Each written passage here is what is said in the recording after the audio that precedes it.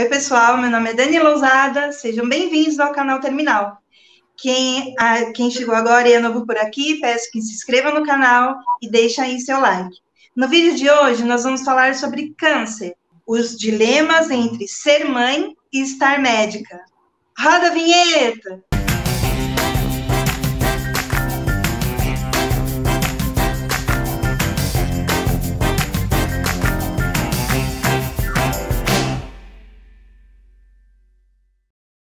Para falar sobre esse assunto, nós convidamos a Sônia Brito. Sônia é médica homeopata há 40 anos, mãe de 3 filhos. Sônia, seja muito bem-vinda ao nosso canal. Obrigada. Eu estou muito feliz em poder estar compartilhando com vocês uma experiência, né, que eu passei. Eu aprendi muito, né, que nisso que a Dani falou, dos 3 filhos, eu tenho um filho de 30 anos, tenho uma filha de 24 e um de 21.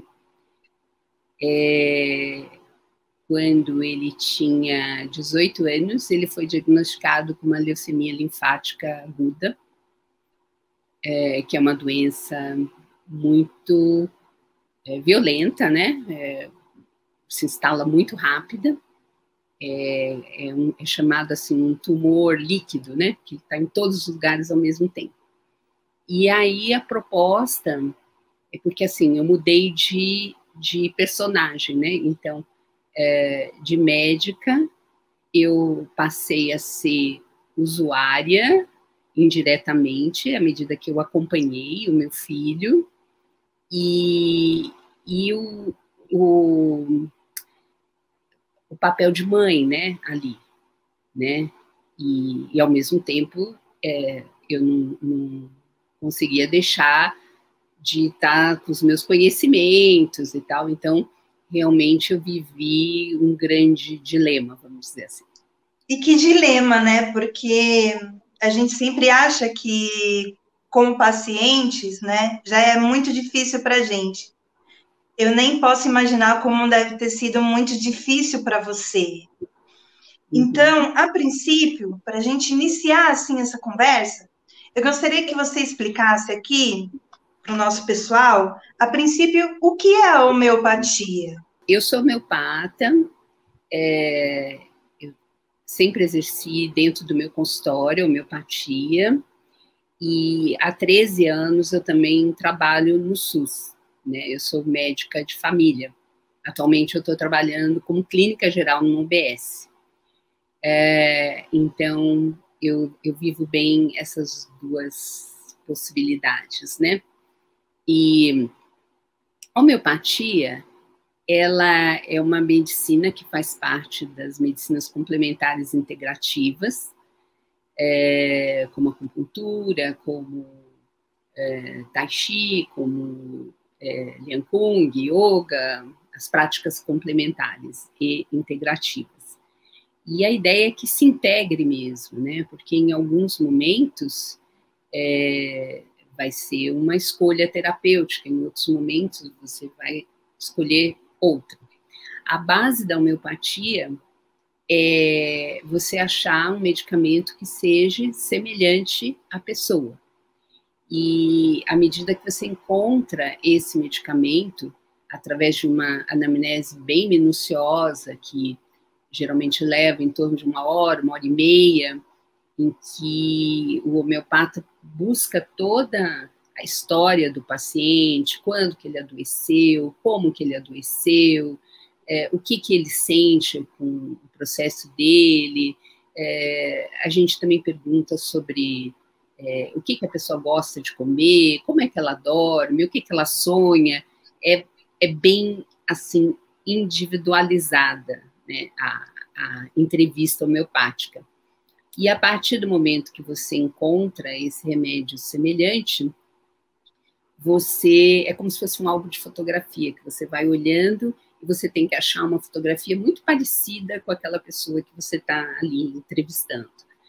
E quando você encontra isso, você prescreve essa medicação, que pode ser do reino vegetal, pode ser do reino animal.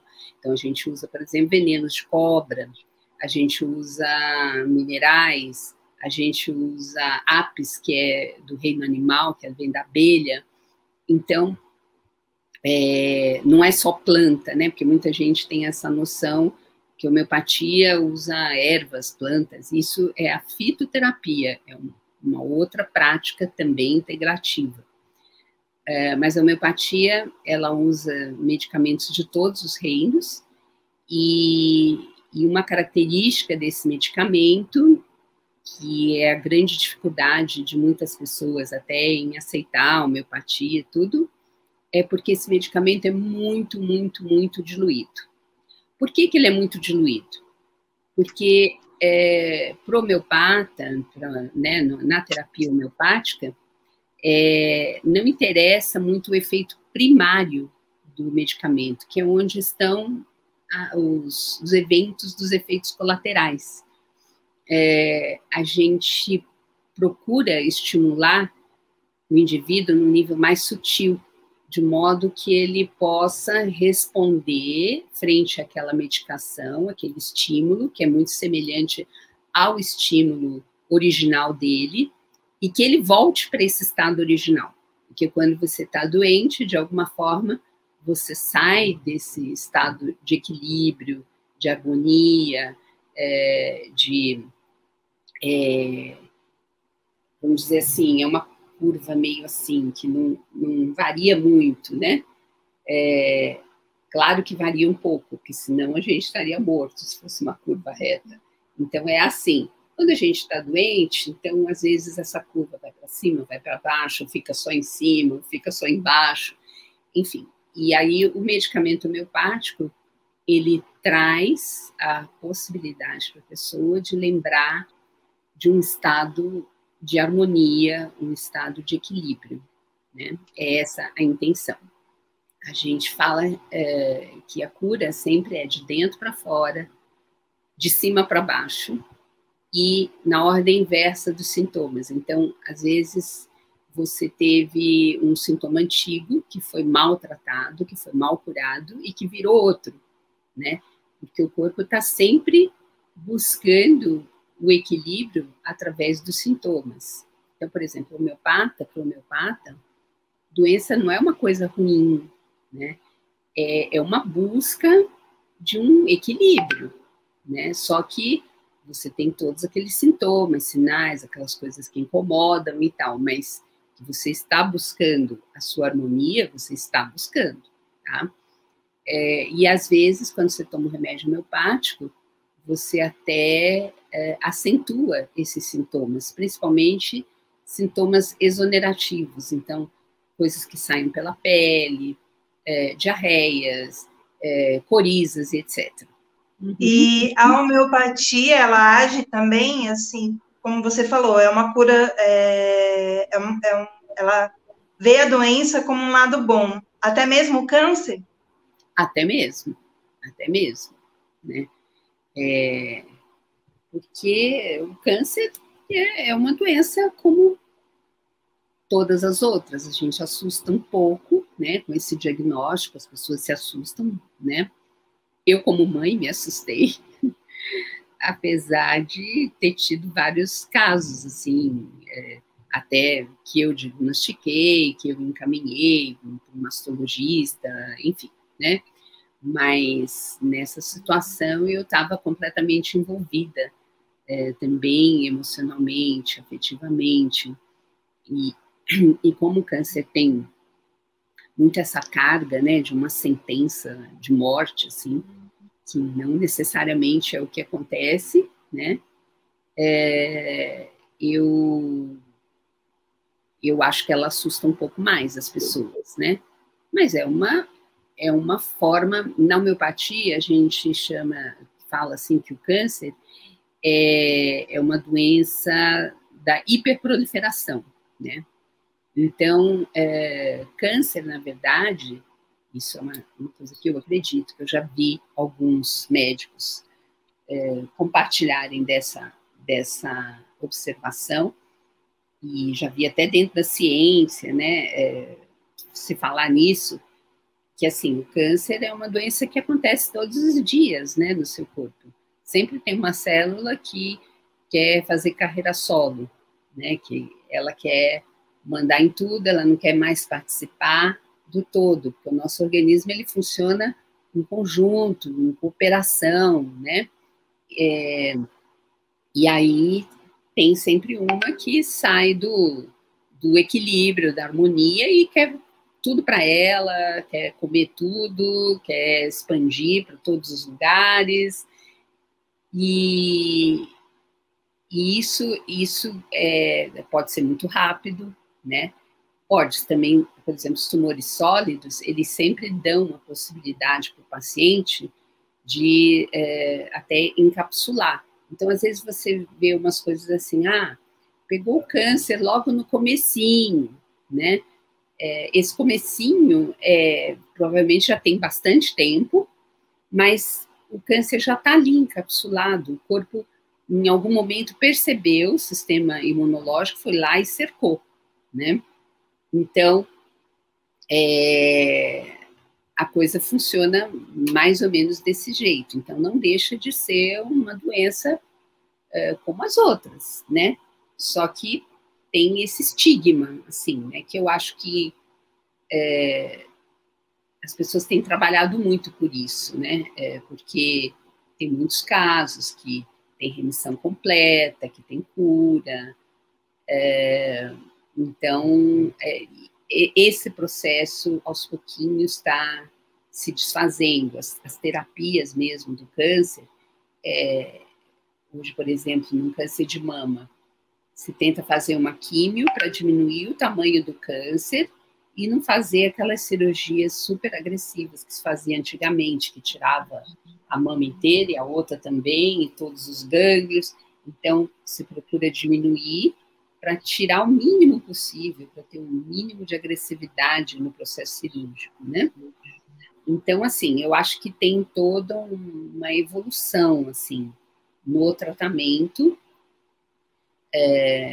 nas drogas, eu acho que se procura muito aí também na engenharia genética, né, para descobrir medicamentos que vão direitinho naquele lugar, que não vão, assim, atingir o corpo todo, que às vezes acaba sendo o problema, especialmente da químio, né? Não só a químio, a rádio, que ela queima, né, e tal, pode gerar alguns problemas sérios.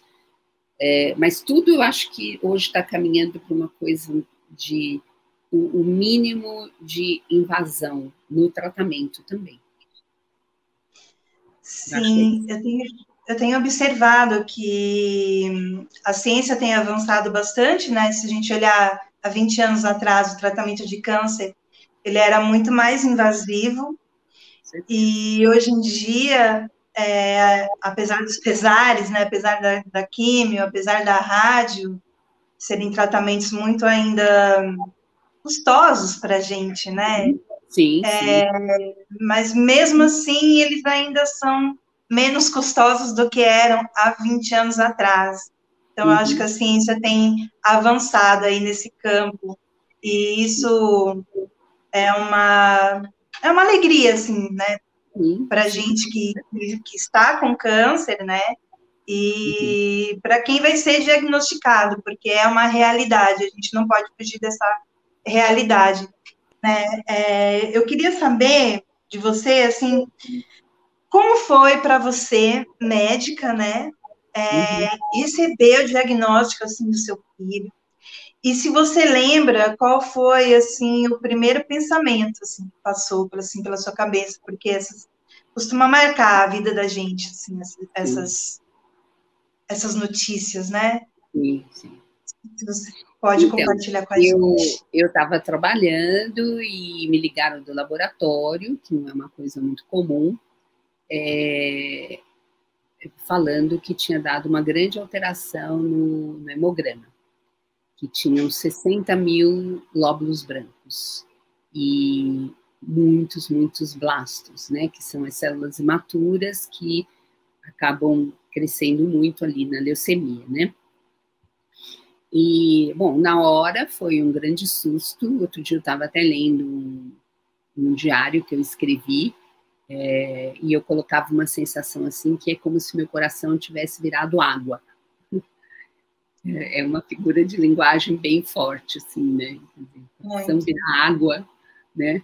Bom, mas foi, acho que essa sensação que eu tive.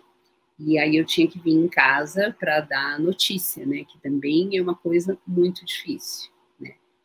E aí foi bem forte, né?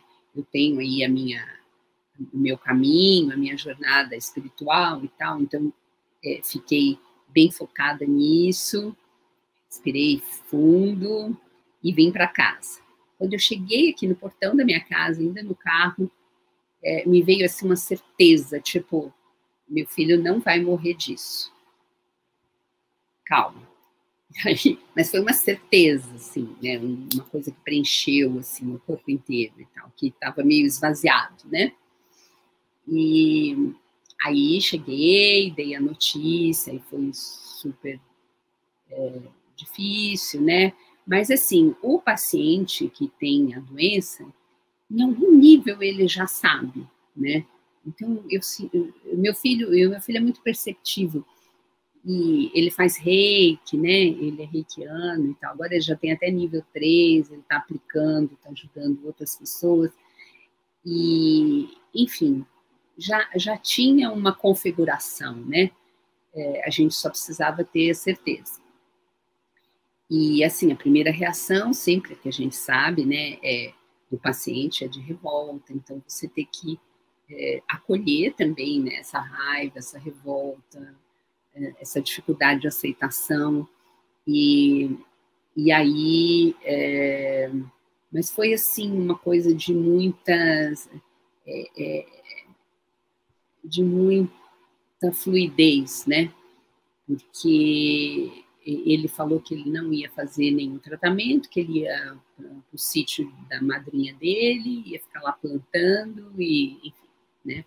Foi uma coisa que foi super importante. No dia que ele teve toda essa revolta aí, uma amiga, a mestre de reiki dele, indicou uma pessoa que fazia microfisioterapia. E a gente foi, ela recebeu a gente à noite, e foi uma sessão maravilhosa, transformadora. Então é isso que eu falo das práticas integrativas, né? Elas realmente auxiliam o paciente e a família, né, para poder fazer essa caminhada da forma mais leve possível, né? E realmente foi transformador e ela falou para ele, fica tranquilo, porque você é sensível à químio e vai dar tudo certo. E aí, no dia seguinte a gente foi, né, com essa consulta do Dr. Vicente, ele internou Santiago por 2, 3 dias, deu um primeiro atendimento que foi fundamental para que não formasse coágulos, enfim, que as coisas não se complicassem. E depois, em seguida, a gente foi direcionado para o ICESP, né? E assim, o que eu já comentei com a Dani, né? Assim, eu trabalho no SUS e tal, aqui onde eu trabalho, em Atibaia, é muito organizado, o SUS sabe, assim, os lugares, os locais, tem, assim, um cuidado, né? Nas estruturas também para receber as pessoas e tal. Mas o ICESP é impressionante, né? Você entra lá para cima, parece que você está no hospital mesmo de primeiro mundo. Então, tem alguns problemas, né? Mas, bom, quem não tem, né? E então eu acho assim que foi isso, né? Todas esse misto de sensações, mas a gente foi realmente levado para um fluxo que foi muito positivo, né? E mesmo depois no CESP, uma coisa que eu queria comentar, porque eu fui para a homeopatia ainda na faculdade, quando eu estava no 4º ano, eu tinha uma paciente que tinha lúpus e eu amava muito ela. Eu seguia o caso dela todos os dias, porque o 4º anista, 3º anista, ele é que vai lá todo dia, examina, põe tudo na ficha e tal. E eu já, na época, tinha uma coisa meio homeopata, eu já conversava muito, sabia tudo da vida dela e tentava ajudar e conversar. E aí, eu cheguei um dia lá, ela tinha morrido. Aí eu fui na autópsia e aí ficou claro na autópsia que ela tinha morrido do remédio que ela tomava e não da doença que ela tinha. E o remédio principal que gerou toda aquela situação ali, né, da autópsia, era o corticoide. Então eu fiquei horrorizada. Eu falei, não, eu não quero fazer uma medicina que eu posso dar um remédio que pode terminar a vida de uma pessoa, né? Ela não morreu da doença dela, ela morreu do remédio, ou assim, da doença e um tanto do remédio.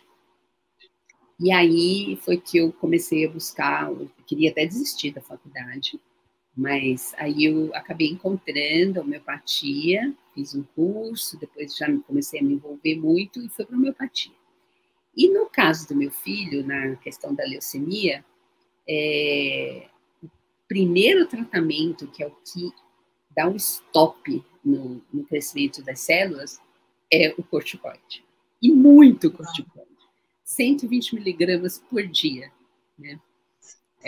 Então, esse foi uma coisa assim que mexeu muito comigo, sabe? Assim, né? Aquilo que me fez desistir da medicina tradicional, a medicina alopática, depois veio a curar o meu filho. Então, mudou assim o meu juízo de valores, quebrou várias crenças, foi muito importante. Para você que chegou até aqui, o nosso muito obrigada. Se você é novo aqui no canal, não esqueça de se inscrever no canal e deixar aí o seu like. E não perca a segunda parte dessa entrevista maravilhosa com a Sônia Brito, que vai falar sobre câncer, os dilemas entre ser mãe e estar médica. Até a próxima, pessoal!